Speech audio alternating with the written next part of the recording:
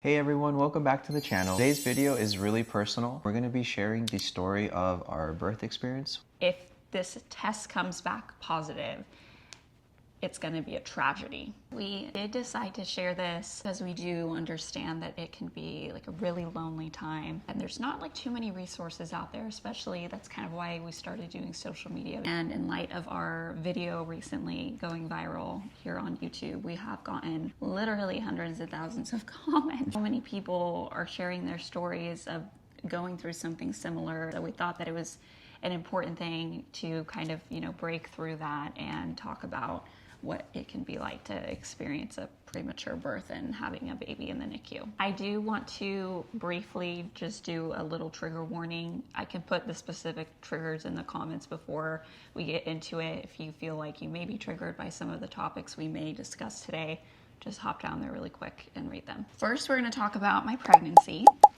Which was such a special time. I really loved being pregnant. I had like some typical symptoms like nausea and heartburn and leg cramps and peeing all the time. We got you a custom cushion. It was like, wasn't it even like a doctor's approved cushion? I think so. For it people was so who comfortable have chronic, I think, like tailbone pain. I carried that thing with me everywhere I went, into my car, into work, into the house. It looked like a booster seat. It did. Yeah. We loved feeling her kick and talking to her. Yeah. It was really sweet time. So a little bit about myself and my background. I actually have been working as a paramedic for, it's been like over 10 years now. It's always so much more different when, you get to experience this stuff like for yourself or for your, with your soulmate, with the love of your life. Aww. And I would just be like, oh, hey mama, like, how are you doing? Like, rub her belly, and you just feel her like, boom, boom. She just like, give you a little kickback. And, she's like, I hear you, I'm here. We were literally about to have my baby shower. We were planning, and then that's kind of when everything changed. It started out as a normal day. I was at work. I got off work early, actually. I let Richard know that I was on my way home and that I wanted to get some Mexican food because me and Penny were hungry. Cravings, pregnancy cravings. We love spicy food, and I mean, Penelope loves spicy food too, even now. We had this, well, it was like a habanero salsa, which I probably don't recommend to like be eating while you're pregnant, like eating tacos, and she like dipped it in the salsa. At first it was more of just the spice overload in your mouth. That's like kind of like, making you feel like a little uneasy. Yeah. So she was like, oh, like maybe I just need some water. So when she stood up to go get the water, that's when we noticed that there was like a little splash of fluid that came out, right? When you stood up. It wasn't like a whole bunch. It wasn't like, it was everywhere. But I noticed it, and it was noticeable. Yeah, it was enough to notice, exactly. It was enough to be like, that was really weird. I made him go and grab me a bunch of napkins. Like my brain started turning, right? I'm like turning into like paramedic mode. And I'm like trying to figure out what's going on. I'm like asking all these questions. So by this time we were like driving home, right? I didn't want to go to the hospital just yet because in the medical field, it's very common for people to go to the hospital like right away for anything, toe pain, a scrape on their elbow. Stubbing your pinky finger, like, so I wanted to make sure that when we were gonna go, like, we have to go. We were driving home back to our place. That's when I noticed, like, she was like, oh, hey, like, I'm getting nauseous. I need you to pull over. And at this point, how many weeks were you? I was 28 weeks at this point. Yeah, so we weren't even thinking that anything really could even be happening. Like, that's not really where my mind was even at, because I didn't even know what was going on was even a thing. We weren't sure if it was a fluke. And maybe I was just sick, or the food was bad, like something along those lines. Yeah, but what really like started to concern me was when you said that you got nauseous and I watched you throw up. I was like, okay, like with Penny being in your belly, like and your body's rejecting this food, like something's going on. My whole body was like responding to what just occurred. Mm-hmm. At that point, that's when I was like, okay, like I can't sit here and deny that something's going on. So we headed over to the hospital. We got there and we're walking in, and I'll never really forget, God like knew what we were gonna have to go through, because for some weird reason, weirdly enough, I was getting TikToks of like premature babies, and I knew like, from just being so on top of her growth that technically she was as a viable age. So literally as we were walking, I'll never forget, like I looked at Richard and I was like, well, like if something is happening, just thank God that technically she's viable at this point. And sure enough, as soon as we got in there, like they immediately put me in a chair and wheeled me up. This is kind of thing where things go a little weary, I think, for me specifically. You know, anybody who's had a bad experience with a nurse or with a doctor going into labor, like, I really feel for you. And at this point, they want to get my insurance info, so they kind of pull Richard aside to handle that. And the nurse starts to brief me on basically what's going to happen. She brings in a swab basically and says that they want to test the fluid to make sure it is not amniotic fluid. And she literally looked me in the eyes and said, if this test comes back positive, it's going to be a tragedy, which baffles me that this lady said that to me. To this day, I cannot believe that you would say that to a pregnant woman. Your baby's in your stomach. What does the word tragedy mean? It means, trigger warning, it means that my baby's gonna die. Like, what other explanation for the word tragedy is there? And as a pregnant lady who's never heard of this happening, I don't know if you're telling me is the truth or not. I'm gonna go off what you're saying to me because you're the nurse, right? That's one thing that, like, I've never understood. One of the main things that we focus on, are like, aside from handling the emergency situations, is about having like proper bedside manner. I mean, I've had patients that were dying. I mean, I would never go to the point of, you know, like, you're dying or you're gonna be dead right now. You know, like, it's just really weird. You know, I don't know, you're just kind of giving away their hope. And I didn't hear that nurse say that, or else I would have stepped in and said something immediately. It just baffles me that people could sit there with a straight face and be like, it's going to be a tragedy if your amniotic fluid tests positive, when we've got no ultrasounds, no doctor has come to talk to us yet, and all we're going off of is one nurse's opinion. So that was pretty upsetting, disheartening, I guess. Always be a self-advocate or have an advocate for you. That would be like my biggest thing. Yeah, definitely. After going through this, is make sure you get what you need, and don't take any other answer unless that's what unless that's what you want. So at that point, obviously, hearing that felt like my heart shattered into a million pieces. She tests me, you know, a couple minutes go by, and then I think she went and got the doctor, and the doctor came in, and unfortunately she treated us, in my opinion, pretty similarly. Just the way she decided to speak to us. You know, she like got her little chair and like set it really close to us, and, you know, got down and was whispering and had this look on her face like she wanted to cry or something. And I remember I was devastation, and you were like, why are you so, it's gonna be okay, like, why are you freaking out so bad? And at that point, like, I was able to tell him what she had said to me, and he was like, he understood at that point, and he was like, oh, this is why you're so devastated. And going back to like the advocacy stuff, like whether it's for yourself or for your partner, at that moment, that's when I decided we didn't want to be at that hospital anymore. And thank God, where Sedona was working before, her boss's wife was the head NICU doctor at the other hospital that we wanted to go to.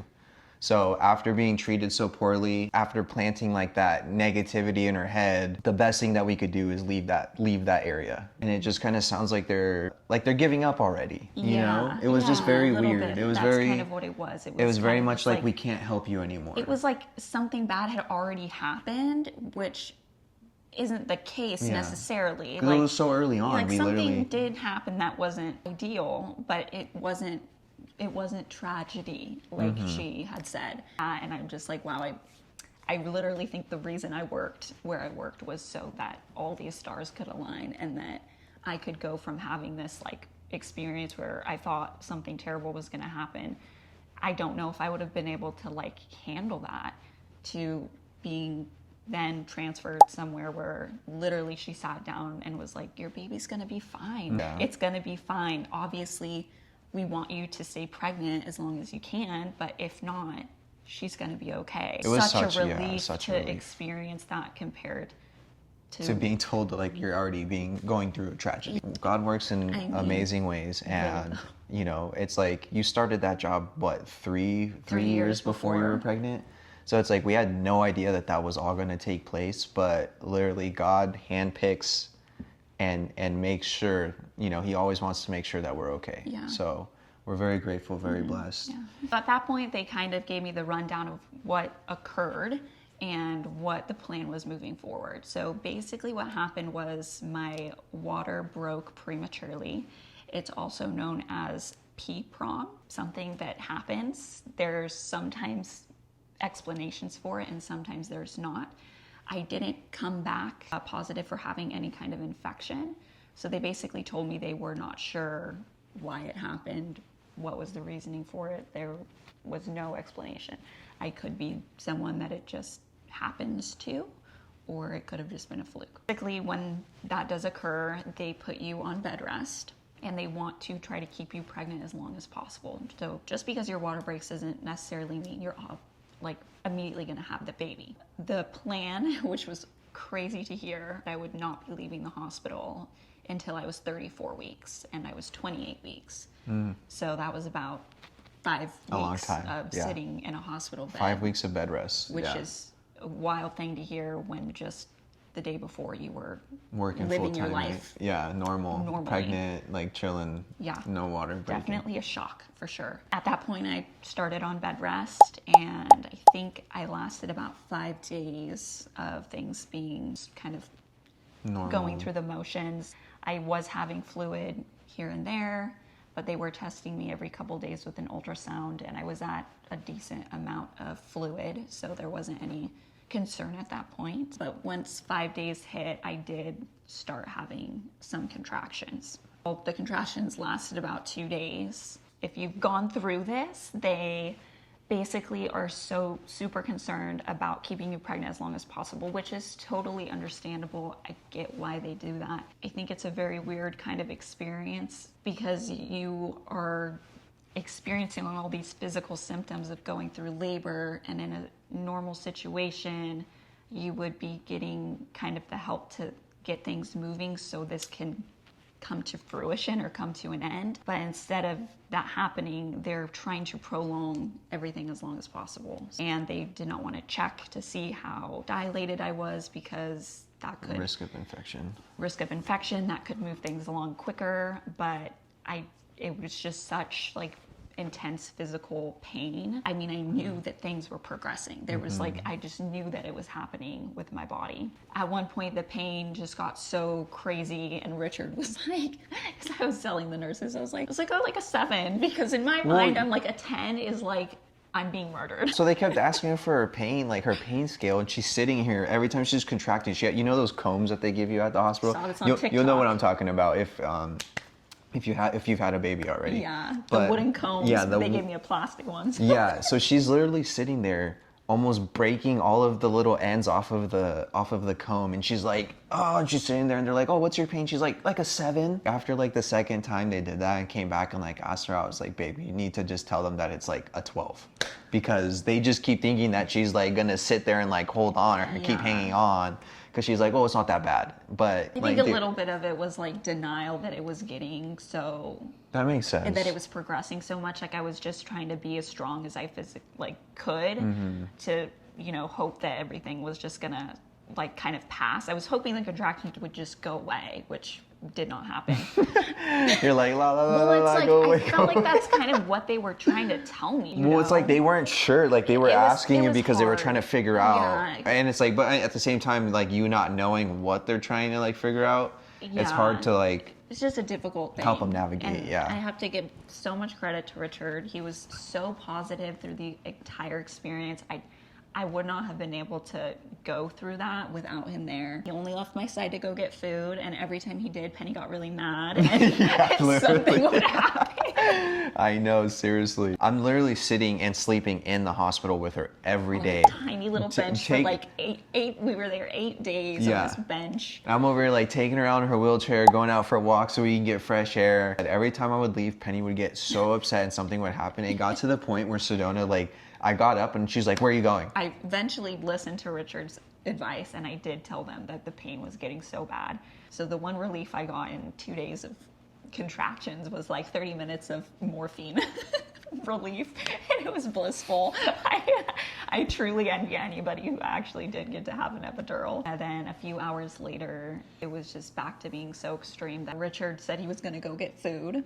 And I was like, please don't get food. I was like, I think something is gonna, like, I can just feel that something's gonna happen. So he ends up just doing a DoorDash. And the minute he walks out of that room and down those stairs, the craziest contractions. I mean, I just can't even explain what it felt like. Like a flood of like endorphins, huh? Yeah, and I was literally gripping onto the side of the hospital bed screaming. And at that point they were like, yeah, we need to check you to see if you're dilated, because obviously it's actually gone to a bad point. Time out, because I want to share my side from when I came back in. Okay.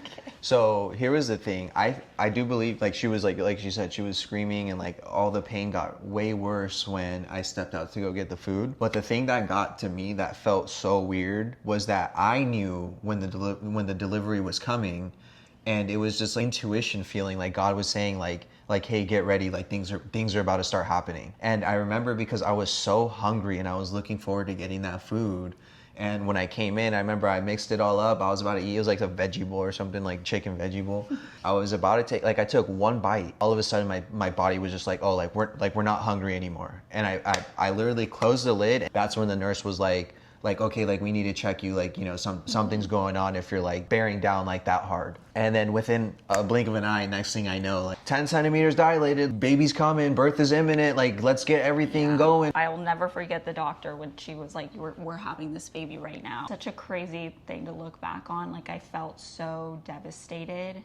I literally just started bawling my eyes out. And if you've been through it, you understand. You feel like disappointed in yourself. And I know that's not like the reality, like it's nothing that I did wrong or anything like that. But you know, when they're sitting there telling you like, you need to stay pregnant, we need you to stay pregnant, I want that so badly. And it's a lot of pressure. Just that moment of like, it just didn't happen. I couldn't do it. It's like, it's hard. You did it. Yep.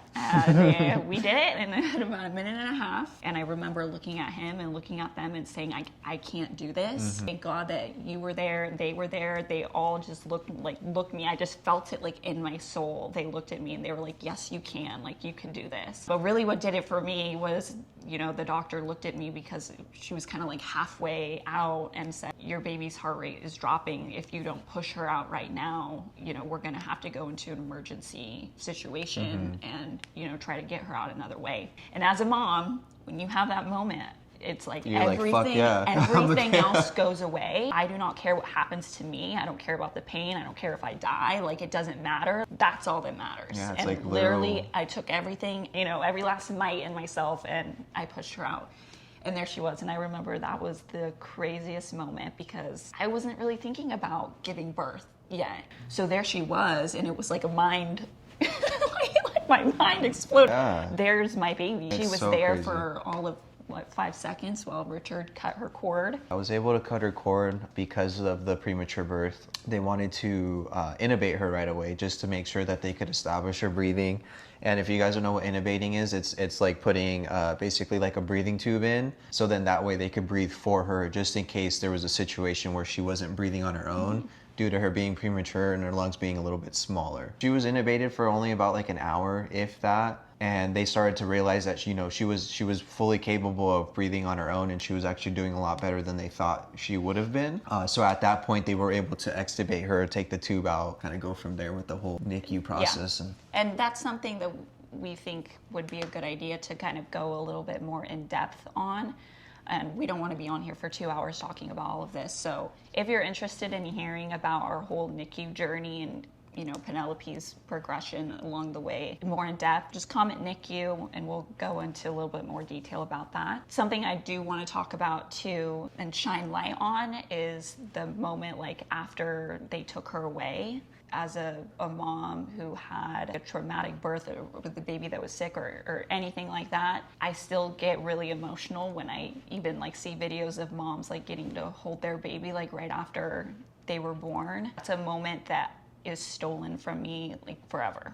And if you've been through that, I feel for you. Crazy to have your baby with you for so long, and you're growing them and you feel them there. It's like a wild experience. And then you give birth to them, and then like the minute they come out, they take them from you. Whew, I don't know, like that innate feeling in you. So thankful and blessed that she was okay and that everything was fine. And, you know, right after that, we got to go see her, you know, maybe like 30 minutes later. And, you know, a few days later, we got to hold her, and we can go into all that. If that is something that you went through, I feel for you.